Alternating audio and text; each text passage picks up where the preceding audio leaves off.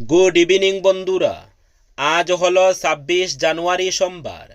আজকের বরাক উপত্যকা তথা আসামের শ্রীভূমি, শিলচর, হাইলাকান্দি এবং ভারতের বিভিন্ন প্রান্তের আজকের সন্ধ্যার বিশেষ বিশেষ খবরগুলি হল: সারা দেশের সঙ্গে সামঞ্জস্য রেখে কাছাড় জেলার সদর শহর শিলচরেও যথাযোগ্য মর্যাদা, ভাবগম্ভীর্য ও দেশাত্মবোধের আবহে পালিত হল ভারতের ৭৭তম প্রজাতন্ত্র দিবস। সোমবার শিলচরের পুলিশ প্যারেড গ্রাউন্ডে জেলা প্রশাসনের উদ্যোগে আয়োজিত হয় মূল অনুষ্ঠান। সকাল ঠিক ৯টায় পুলিশ প্যারেড গ্রাউন্ডে আনুষ্ঠানিকভাবে জাতীয় পতাকা উত্তোলন করেন মন্ত্রী কৌশিক রায়। পতাকা উত্তোলনের পর দেশাত্মবোধ সঙ্গীত পরিবেশিত হলে গোটা অনুষ্ঠানস্থল দেশপ্রেমের আবেগে মুখরিত হয়ে ওঠে। অনুষ্ঠানে বক্তব্যে মন্ত্রী কৌশিক রায় রাজ্য সরকারের বিভিন্ন উন্নয়নমূলক প্রকল্পের কথা তুলে ধরেন। এরপর পুলিশ প্যারেড গ্রাউন্ডে মনোজ্ঞ ট্যাবলো পরিদর্শন, বর্ণাঢ্য সাংস্কৃতিক অনুষ্ঠান, যোগাসন প্রদর্শনী সহ নানা সামাজিক ও সাংস্কৃতিক কর্মসূচির মাধ্যমে প্রজাতন্ত্র দিবস উদযাপন করা হয়। এসব কর্মসূচির মাধ্যমে দেশের ঐক্য, সাংস্কৃতিক বৈচিত্র্য ও গণতান্ত্রিক মূল্যবোধের প্রতিফলন ঘটে। অনুষ্ঠানে উপস্থিত ছিলেন কাছাড় জেলার senior police super Parthapratim Das, জেলা কমিশনার আয়ুষ গর্গ, শিলচরের সাংসদ পরিমল শুক্লবৈদ্য, শিলচর বিধায়ক দীপায়ন চক্রবর্তী, বিজেপি জেলা সভাপতি রূপম সাহা, দলাই বিধায়ক নিহার রঞ্জন দাস সহ জেলা প্রশাসনের বিভিন্ন দপ্তরের ঊর্ধ্বতন আধিকারিকরা। মুখ্যমন্ত্রী ডক্টর হিমন্ত বিশ্ব শর্মা একদিকে সংখ্যালঘু ভোটের প্রয়োজন নেই বলে প্রকাশ্যে মন্তব্য করেছেন, অন্যদিকে ভোটে জয়ের লক্ষ্যে তার নির্দেশেই রাজ্যে এসআর প্রক্রিয়ার নামে সংখ্যালঘু ভোটারদের নাম পরিকল্পিতভাবে বাদ দেওয়া হচ্ছে। এমনই বিস্ফোরক অভিযোগ তুললেন রাজ্যসভার তৃণমূল কংগ্রেস সাংসদ সুস্মিতা দেব।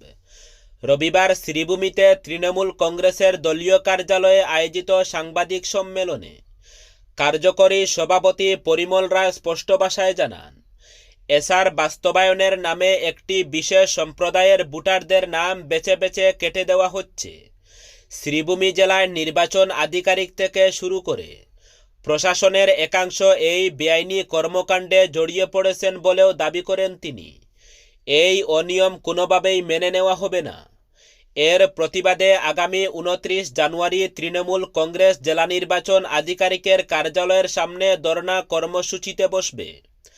পাশাপাশি ফেব্রুয়ারি মাসে ভোটার তালিকা প্রকাশের পর সংশোধনের জন্য পর্যাপ্ত সময় দেওয়ার দাবিও জেলা নির্বাচন আধিকারিকের কাছে জানানো হবে বলে তিনি জানান কার্যকরী সভাপতি পরিমল রায়।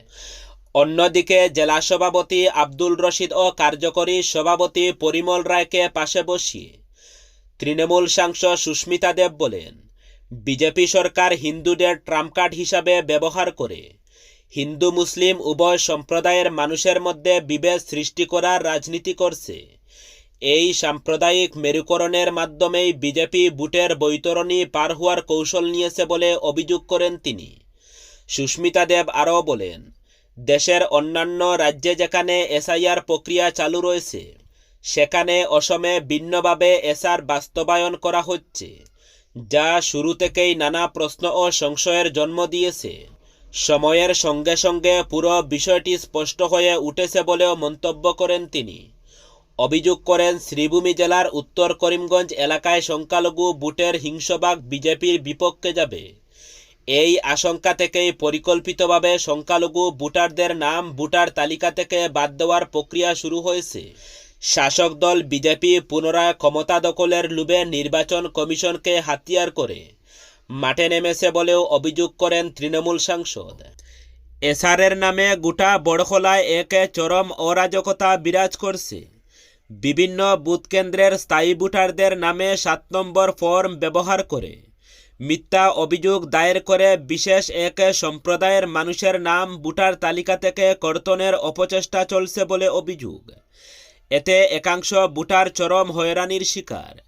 এ নিয়ে সোচ্চার হলেন ১১৭ নম্বর বড়খলা বিধানসভা কেন্দ্রের মাসুগাড় জিপির ৫৯ নম্বর খরিলপাড় এলপি স্কুলের ১৪৩ নম্বর বুথ কেন্দ্রের ভোটাররা। রবিবার তারা সংবাদ মাধ্যমের কাছে অভিযোগ করে বলেন, একাংশ বিজেপি কর্মী ওই বুথকেন্দ্রের 81 জন ভোটারের নামে 7 নম্বর ফর্ম ব্যবহার করে মিথ্যা অভিযোগ দায়ের করে রীতিমতো হয়রানি করেছেন। তারা জেলা প্রশাসনের কাছে মিথ্যা অভিযোগের সত্যতা যাচাই করে ওই 81 জন ভোটারের নাম ভোটার তালিকায় সন্নিবিষ্ট রাখার দাবি জানিয়েছেন। এছাড়াও মিথ্যা অভিযোগকারীদের বিরুদ্ধে বিহিত ব্যবস্থা নেওয়ার দাবি জানিয়েছেন। অন্যথায় তারা এদের বিরুদ্ধে মামলা করতে বাধ্য হবেন বলে হুঁশিয়ারি দেন। ভোটার তালিকার বিশেষ সংশোধন প্রক্রিয়ায় প্রকৃত ভোটারদের হেনস্থা নিয়ে এবার কাছাড়ের নির্বাচন আধিকারিকের দ্বারস্থ হলেন তৃণমূল কংগ্রেসের রাজ্যসভার সাংসদ সুস্মিতা দেব।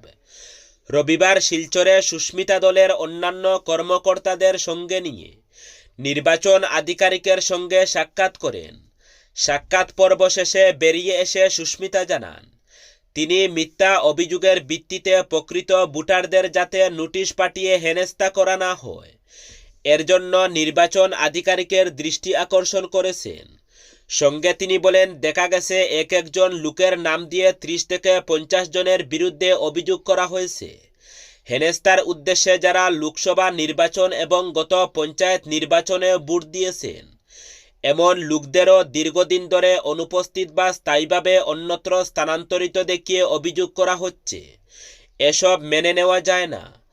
কারো অভিযোগ মিথ্যা প্রমাণিত হলে তিনি নিজে অভিযোগকারীদের বিরুদ্ধে মামলা করবেন। সুস্মিতা এদিন বিএলওদের উদ্দেশ্যে কোনো চাপের মুখে কাজ না করার আহ্বান জানান। আসন্ন বিধানসভা নির্বাচনে বিধায়ক মিহিরকান্তি সোমকে প্রার্থী করার সমর্থন জানিয়ে স্থানীয়দের তরফে এক নাগরিক সভার আয়োজন করা হয় উদারবন্দে। রবিবার বিকেলে দিলীপ পুরকাইস্তের পৌরোহিত্যে উদারবন বাজারে এক অনুষ্ঠান ভবনে হয় সভা। সভায় বিভিন্ন বক্তা বক্তব্যে কংগ্রেস আমলে উদারবন্দের শোচনীয় অবস্থার কথা তুলে ধরেন। তারা বলেন, মিহিরকান্তি সোম কর্মঠ বিধায়ক। 2016 সালে তিনি বিধায়ক নির্বাচিত হওয়ার পর উদারবন্দের অনেক উন্নয়ন হয়েছে। বিধায়কের বিরুদ্ধে কোনো দুর্নীতির অভিযোগ নেই। এছাড়াও তার আমলে এলাকার মানুষ অনেক উপকৃত হয়েছেন। মানুষের বিপদে সর্বদা জাঁকিয়ে পড়েন বিধায়ক। তারা আরও বলেন, কংগ্রেস আমলে ভিআইপি সড়ক দিয়ে মানুষ চলাচল করতে পারতেন না। এই সড়ক নিয়ে অনেক আন্দোলন হয়েছে। মিহিরকান্তি সোম বিধায়ক হওয়ার পর উদারবন্দে ভিআইপি সড়ক 2 লেনের করা হয়েছে। শুধু ভিআইপি সড়ক নয়, বৃহত্তর উদারবন বিধানসভা এলাকায় যাতায়াত, শিক্ষা, বিদ্যুৎ সহ বিভিন্ন পরিষেবার আরও উন্নত হয়েছে। তারা আরও বলেন, চা বাগানের যে কোনো সমস্যা নিয়ে গেলে তিনি শীঘ্রই সমাধান করে দেন। তাই উদারবন বিধানসভা এলাকার স্বার্থে বিধায়ক মিহিরকান্তি সোমকে প্রার্থী প্রদানের জোরালো দাবি জানান তারা। ইরান আমেরিকা সম্পর্ক ফের অগ্নিগর্ভ, মার্কিন প্রেসিডেন্ট ডোনাল্ড ট্রাম্পের দাবি।